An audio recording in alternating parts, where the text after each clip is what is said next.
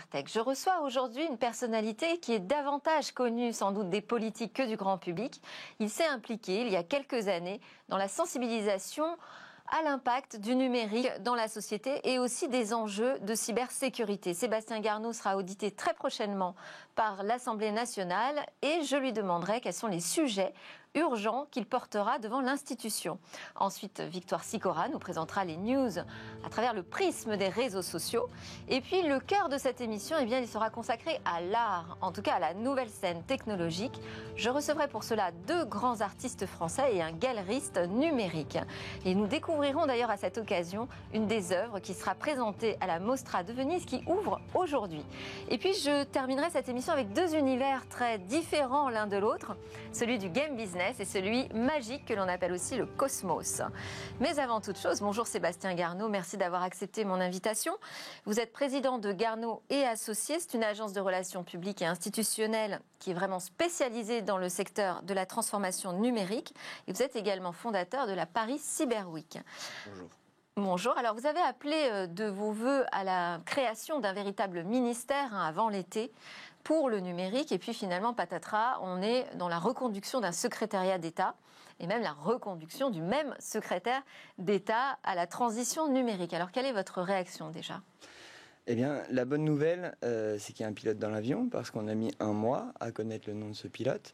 La mauvaise nouvelle, probablement, c'est le périmètre du secrétariat d'État et peut-être même son cap.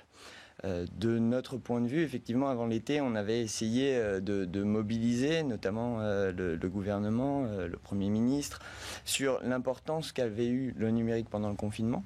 Et puis l'importance qu'il prend aujourd'hui dans la vie quotidienne. Et donc, un pilotage à tout le moins interministériel nous semblait absolument nécessaire. Mais qu'est-ce que ça veut dire que quand on passe à travers un secrétariat d'État, selon vous, ça empêche de faire avancer les dossiers ? Oui, parce que déjà un secrétaire d'État, ça signe pas de décret. Donc il faut un ministre pour mettre en œuvre la proposition de décision. Ça, c'est le premier point. Le second point, c'est qu'il a un portefeuille. Or, le numérique, on va parler d'éducation. Si on parle d'inclusion, alors ça, c'est Jean-Michel Blanquer. Si on parle de la santé, c'est Olivier Véran. Si on parle de la transformation numérique de l'État, c'est Amélie de Montchalin. Si on parle de l'industrie, c'est Agnès Pannier. Et donc, on voit bien que Cédric O, en fait, a vocation à travailler avec l'ensemble de ses collègues, sauf qu'il n'a... C'est pas complètement délirant, parce que le numérique, finalement, c'est complètement transverse.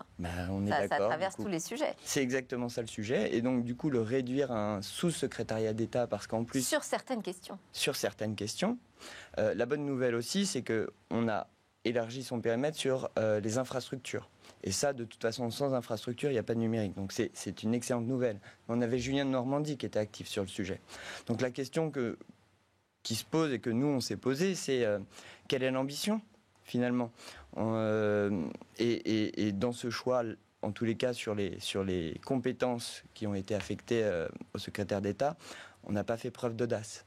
Alors, je ne sais pas si vous avez déjà discuté avec Cédric O depuis sa renomination. Pas encore. En tout cas, quels seraient les sujets que vous lui soumetteriez de manière les plus urgentes Pour moi, le premier sujet, c'est l'éducation. Il faut absolument qu'on ait une action à la fois en formation initiale, donc à l'école, et tout ça, ça lutte contre la désinformation, savoir naviguer sur Internet, et aussi la formation tout au long de la vie. On a des compétences qui ont vocation à devenir obsolètes, et donc il faut absolument préparer les gens. Ensuite, le second axe, c'est l'industrie.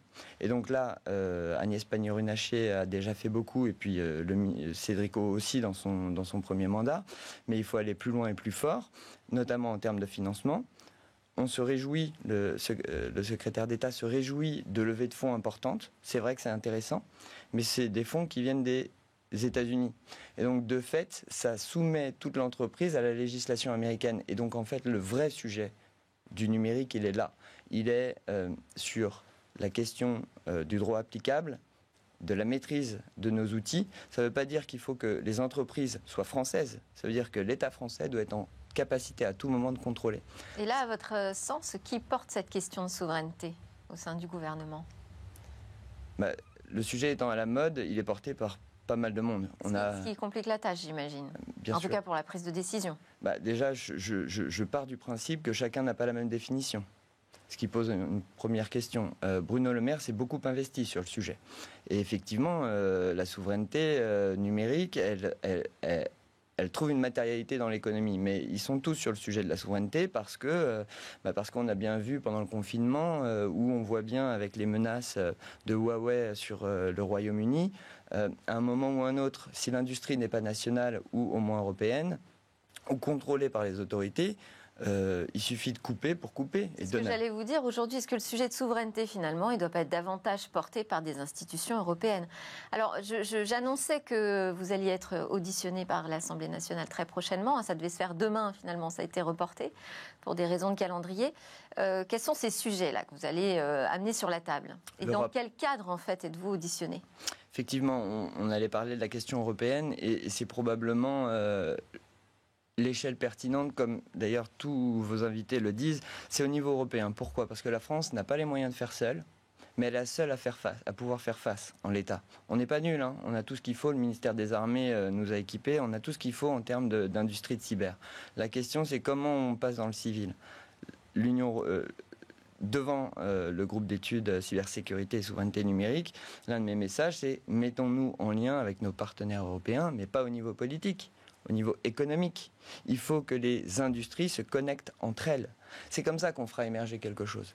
Nous, on a une partie des briques, nos partenaires européens ont des briques technologiques que nous n'avons pas.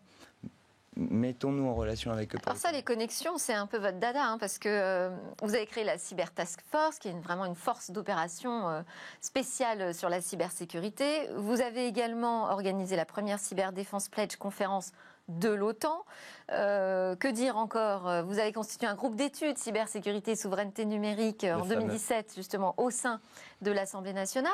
Alors, quel est le bilan aujourd'hui? À quel point la problématique de la cybersécurité, de la souveraineté est prise en compte par les politiques publiques françaises et européennes? Quand je préparais notre entretien, je me suis rendu compte qu'en 2016, j'avais fait un colloque et que dans l'article qui reprenait les débats, le constat qu'on fait aujourd'hui était déjà fait en 2016. Donc effectivement, quel est le chemin qu'on a parcouru? Déjà, le sujet est sur la table. Alors on en parle. Ça, c'est la première étape. Si on n'en parle pas, ça n'existe pas. Donc ça, c'est une première bonne nouvelle. La seconde bonne nouvelle, c'est que entre 2016 et aujourd'hui, même si on a pris beaucoup de retard dans la bataille de la donnée, qu'on est en train de perdre, mine de rien, on s'est quand même bien armé et on a un certain nombre de décideurs publics qui sont engagés. Le vrai problème de l'ensemble de l'écosystème, qu'il soit scientifique, académique, politique ou économique, c'est l'impulsion politique au plus haut niveau. Je reviens là, sur ce sujet. Le chef de l'État, alors? Nous, on avait interpellé le chef de l'État, effectivement, c'est à ce niveau-là. Et si vous regardez bien ce qui s'est passé depuis l'élection d'Emmanuel Macron, on parle en 2017 d'un secrétariat d'État au numérique à Matignon. Regardons le chemin, aujourd'hui, il est en dessous de ministre délégué. Donc ça aussi, ça donne un cap. J'entends bien que ces sujets vous préoccupent. On va devoir passer aussi aux autres news qui ont fait l'actualité et qui notamment ont fait parler sur les réseaux sociaux.